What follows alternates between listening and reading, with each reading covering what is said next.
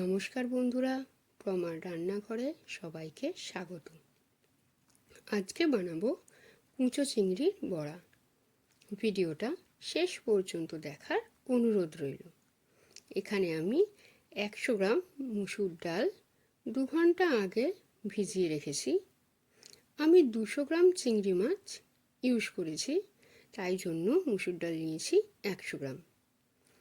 ডালটা প্রথমে ভালো করে বেটে নিয়ে তার মধ্যে আমি একে একে দিয়ে দিলাম কুচো চিংড়ি, পেঁয়াজ কুচি, লঙ্কা কুচি, স্বাদ মতো লবণ, আর দিয়ে দিলাম 1 চামচ হলুদ গুঁড়ো।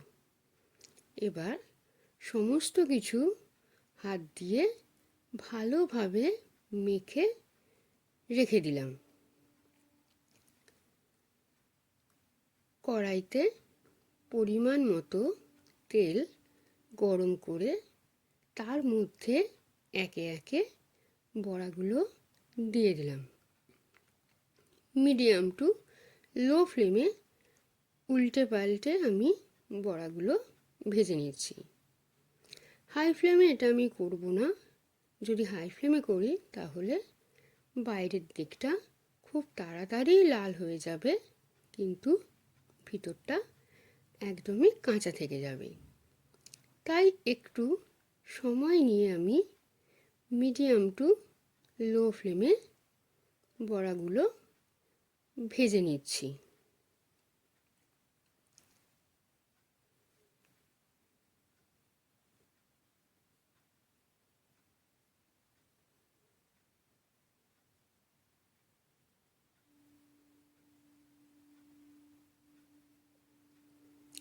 এগুলো আমার ভালো করে ভেজে নেওয়া হয়ে গেছে। এবার একে একে আমি এগুলো তুলে নিলাম। তৈরি হয়ে গেল মুচমুচে কুঁচো চিংড়ির বড়া। ভিডিওটা শেষ পর্যন্ত দেখার জন্য ধন্যবাদ। আবার দেখা হবে পরবর্তী নতুন একটি ভিডিওতে।